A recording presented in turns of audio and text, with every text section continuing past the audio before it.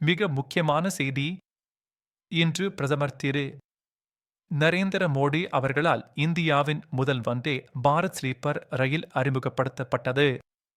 ஜனவரி 17, 2026 அன்று மேற்கு வங்காளத்தின் மால்டா டவுன் ரயில் நிலையத்தில் நடைபெற்ற இந்த வரலாற்று நிகழ்வு இந்திய ரயில்வேயின் ஒரு பெரிய மைல்கல் ஆகும்.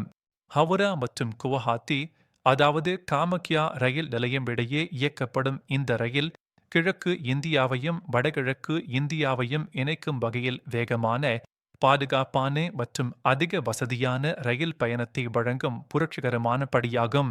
இந்த வந்தே பாரத் ஸ்லீப்பர் ரயில் 16 முழு ஏசி பெட்டிகளை கொண்டுள்ளது. இதில் 11 ஏசி 3- டயர் பெட்டிகள், 4 ஏசி 2- டயர் பெட்டிகள் மற்றும் ஒரு முதல் ஏசி பெட்டி அடங்கும்.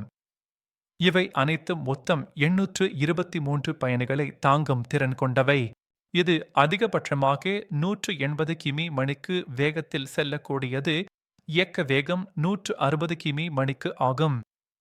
ஹவுரா மற்றும் காமக்யா இடையே உள்ள சுமார் 1000 கிமி தூரத்தை 14 மணி நேரத்தில் கடந்து தற்போதைய பயண நேரத்தை 2.5 முதல் 3 மணி நேரம் குறைக்கிறது.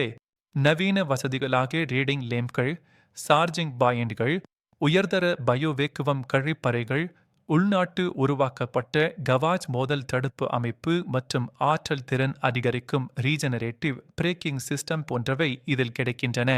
ஏரோடைனமிக் வடிவமைப்பு மற்றும் மேம்பட்ட சஸ்பென்ஷன் அமைப்பு காரணமாக இது மிகுந்த மென்மையான பயணத்தை உறுதி செய்கிறது.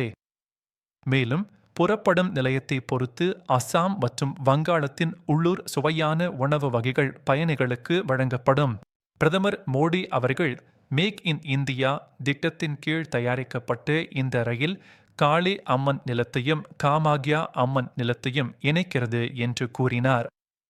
இது இரவு நேர பயணத்தில் பெரிய புரட்சியை ஏற்படுத்தும்.